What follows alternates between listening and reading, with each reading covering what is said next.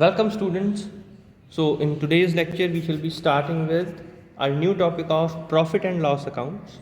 In the previous lecture we had prepared the trial balance and how to tally the debit and credit sides. So now let us prepare the final financial statements that are of great importance in the accounts of a company. So let us start with profit and loss accounts. So these accounts, they reveal the exact or the net profit earned or net loss suffered by a firm. So these accounts reveal the net profit earned and the net loss suffered by any company during the accounting period. It is prepared at the end of the financial year of the business. So it is always prepared at the end of financial year.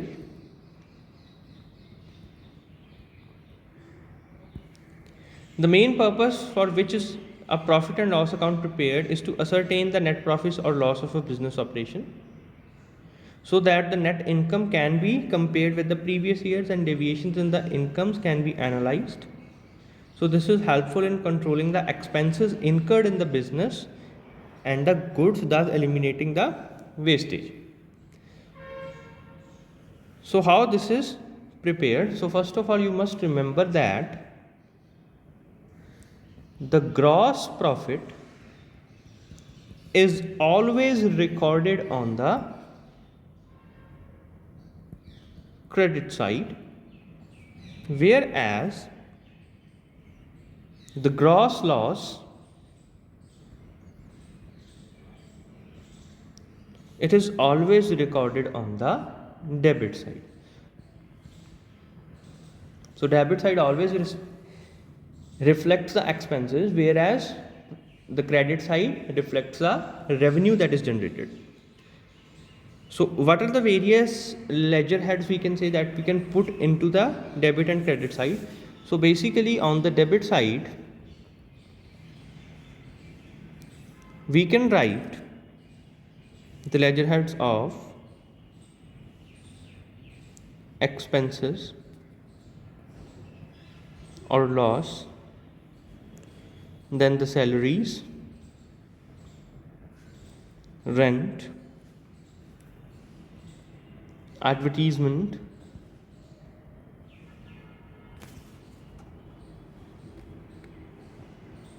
printing charges, etc. So these are all the expenses that are to be recorded on the debit side, whereas on the credit side we can write the incomes or the gains, rent received,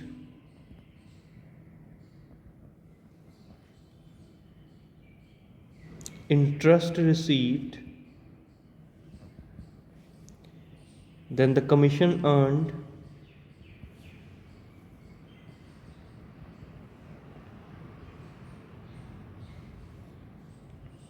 the discounts received. So these all are entered into the credit side. So if the grand total on the credit side, so here is, if the grand total on credit side is more than that on the debit side, this reflects the net profit. So this is our net profit. And if the grand total on debit side is more than that on the credit side, it reflects the net loss. So the net profit or net loss, as the case may be, is taken to the capital account of the proprietor. So for the case of, we can say, the net profit, it is added to the capital account. Net profit is added to capital account of the owner or the proprietor, whereas the net loss is deducted from capital account. So now let us prepare a format how this profit and loss account will look like. So it will be basically consisting of two sides only. One is the debit and another one is the credit. So it is generally separated by a central vertical line. The left side is known as the debit side and the right side is known as the credit side. So in the debit side it will be containing the two columns of the particulars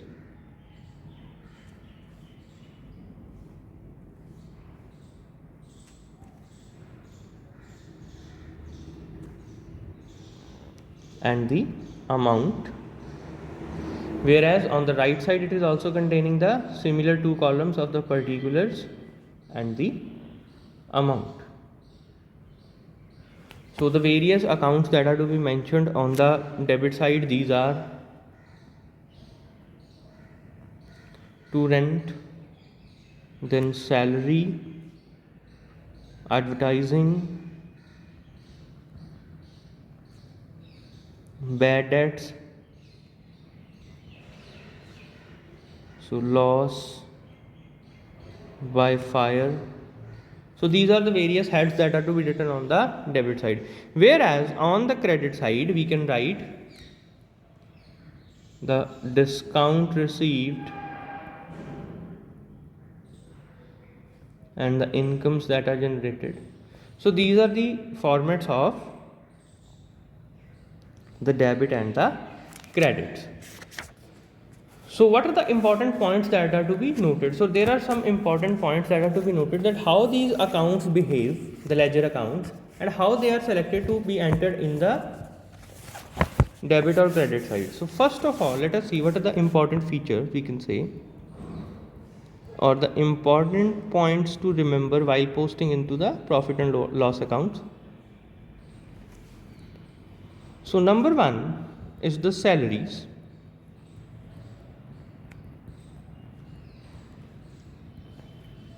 So these are paid to employees and are debited to the profit and loss account. So these are always under the debit side, as they are paid to the employees. The term salary and wages is treated as salaries and is debited to the profit and loss account, whereas the item wages is treated as the wages and is debited to the trading account. So there are two terms. One is salaries and wages. So this is treated to be as salaries and this is debited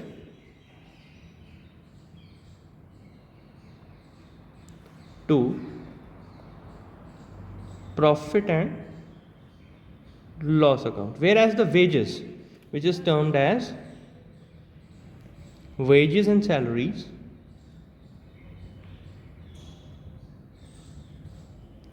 so this is considered to be as wages and it is debited to trading account because it is on the daily basis. So that is why wages are debited in the trading account. The next item is the rent.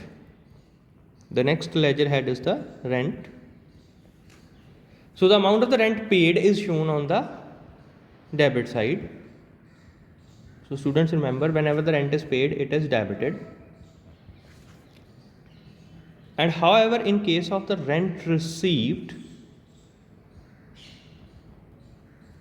it is always credited. Then the third, now this is known as discount. Now discount is basically of two types, trade and cash discount. So first let us discuss what is trade discount.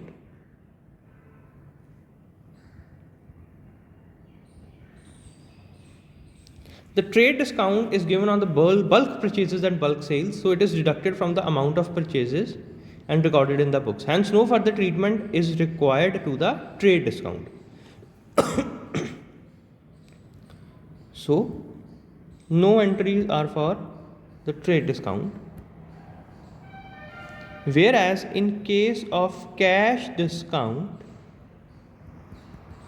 it is given directly to the creditors or the customers in order to encourage the prompt payments.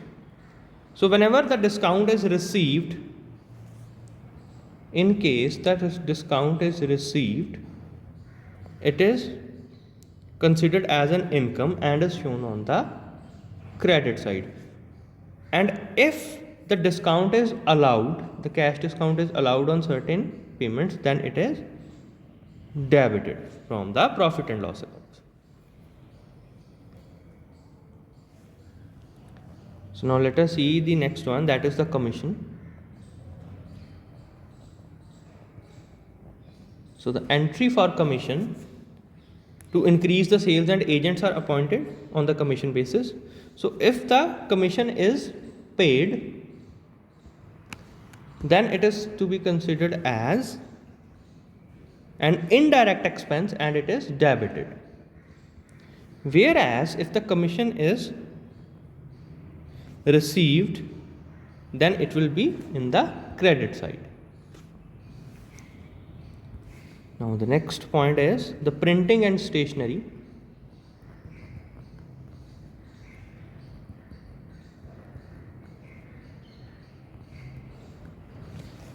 So these are always the expenses relating to the printing of the bills, invoices, registers, files, letterheads, handbills, office stationery, and many other items. So it is to be considered as an indirect expense. So these are the indirect expense and is debited. So it is always debited from the profit and loss accounts. And then comes the advertisement.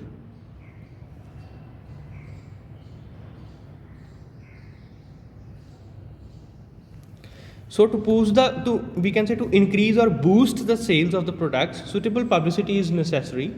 So it is an essential expenditure for any business. So it is considered to be as the essential expenditure in order to increase the sales. So it is always debited as being an indirect expense.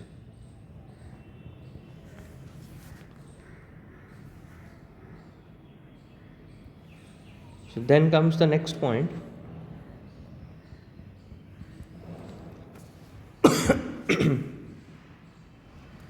The seventh one, and this is the freight charges, the freight and carriage charges.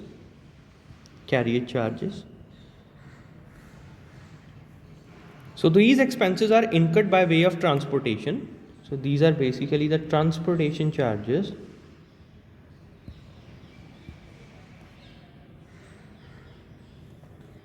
In respects of the goods sold. So it is treated as an indirect expense and it is also debited. So being an indirect expense, this will also be debited from the profit and loss account.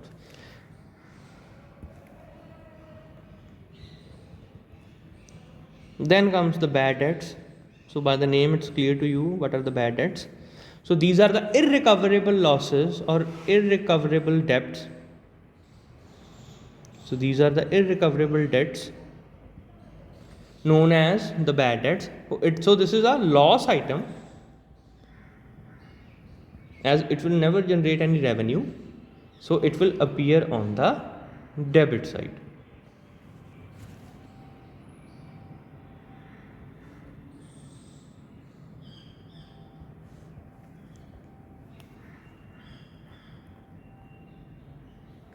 So then comes the ninth point, important one.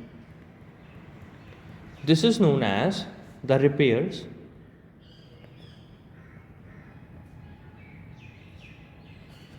So repairs to the plant, machinery, buildings, these are also the indirect expenses.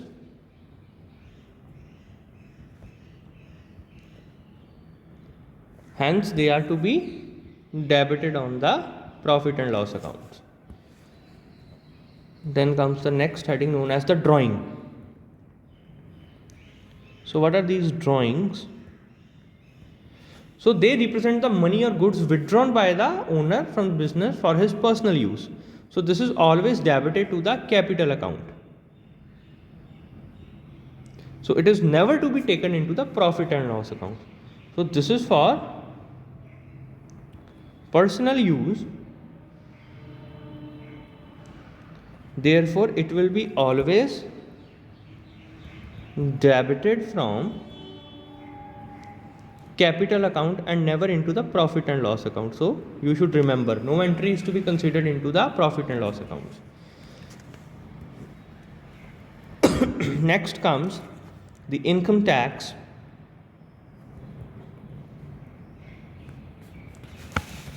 In case of a trader, income tax that is paid is treated as a personal expense and is therefore deducted from the capital account. However, in case of the companies or the firms, the income tax is debited to the, it is a debit entry in case of companies or firms, whereas in the profit and loss accounts, from the profit and loss accounts, whereas it is considered to be as a debit entry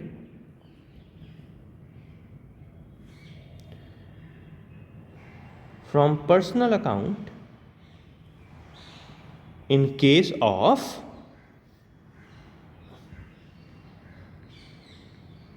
the traders. So in case of traders, it is from the personal accounts. So the next entry is the loss or gain on assets sold. So whenever the assets are sold or scrapped out, so there is a net loss or gain. Sometimes the selling of the fixed assets such as furniture, machinery, building may incur a loss or take a profit on its sales. The loss on the sales of fixed assets is treated as a revenue loss. So remember that the loss is to be considered as a revenue loss and it is always debited from the profit and loss accounts. And in case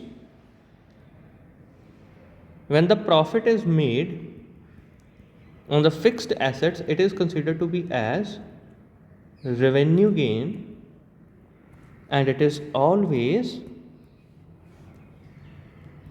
credited from the, it is always credited into the profit and loss accounts.